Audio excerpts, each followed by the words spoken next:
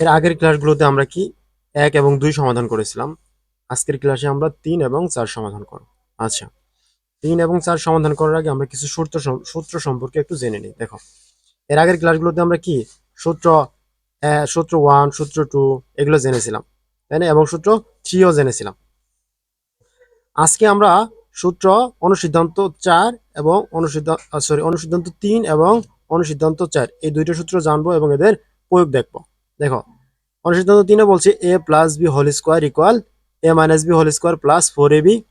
আর অনুসিদ্ধান্ত 4 বলা হয়েছে a minus B whole square equal হচ্ছে a plus B whole square minus 4ab।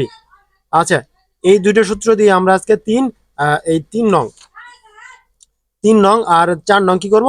সমাধান করব। ওকে দেখো, 3-এ বলা হয়েছে কি 3 নং সমাধান যদি আমরা করি তাহলে দেখো 3-এ বলা আছে দেওয়া আছে আমাদের কি কি দেখো তো।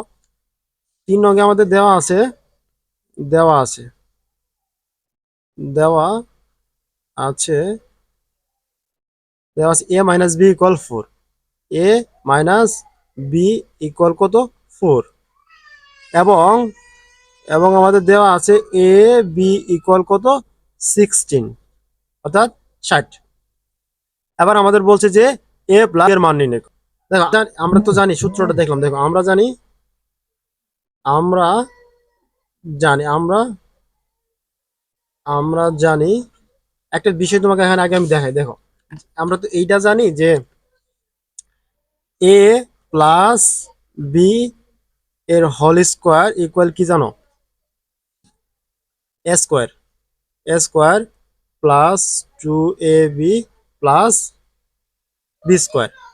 আবার অনুসিদ্ধান্ততে আমরা দেখলাম কি a plus B whole square সমান কি a plus B whole square equal to কি a minus B whole square minus plus plus 4ab। এটাই তো দেখলাম, তাই না?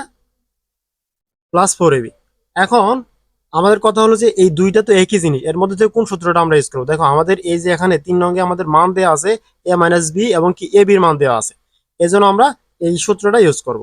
ওকে, আমরা এই সূত্র ব্যবহার করে সূত্র সমাধান করি। তাহলে আমরা জানি কি? আমরা জানি a plus B whole square equal কি a minus B whole square plus 4ab। এবার a মাইনাস বি এর মান তুমি কত জানো বলো? a মাইনাস বি সমান 4 জানো। তাহলে 4 এর উপরে স্কোয়ার করো, 4 এর উপরে স্কোয়ার প্লাস, আর এখানে কি আছে? 4 আছে। তাহলে 4 ইন্টু, আর এ বি এর মান কত? এ বি এর মান হচ্ছে কি 60। তাহলে 60 বসাও। এবার এগুলো একটু হিসাব করো। 4 কে যদি বর্গ করো তাহলে 4 4 16 প্লাস 4 6 24 আর 0 তাহলে 240 হয়। দুইটা যদি যোগ করো তাহলে হচ্ছে কত? 256। কিন্তু আমাদের হলো কি a plus B whole square সমান 256 পেলাম, কিন্তু আমাদের মান চাইছে a প্লাস বি এর মান চাইছে। তাহলে আমরা কাজ করবো যে সুতরাং কি a প্লাস বি ইকুয়াল, এই যে বাম পাশে দেওয়া a plus B whole square আছে না, এই স্কোয়ার যদি আমরা ডান পাশে পাঠাই তাহলে ডান পাশে রুট হয়ে যাবে, অর্থাৎ রুট 256। তুমি যদি আবার 256 কে রুট করো, 256 কে যদি রুট করো তাহলে তুমি পাবা প্লাস মাইনাস 16। অর্থাৎ আমরা বলতে পারি যে কি সুতরাং a প্লাস বি ইকুয়াল হচ্ছে কত? Plus minus 16। এই হলো আমাদের 3 নংয়ের অ্যান্সার। ওকে, এবার আমরা 4 নং সমাধান করব। দেখো, 3 আর 4 একই, একদম সেম ম্যাথ। 4 নংয়ে বলা আছে কি? দেখো, দেওয়া আছে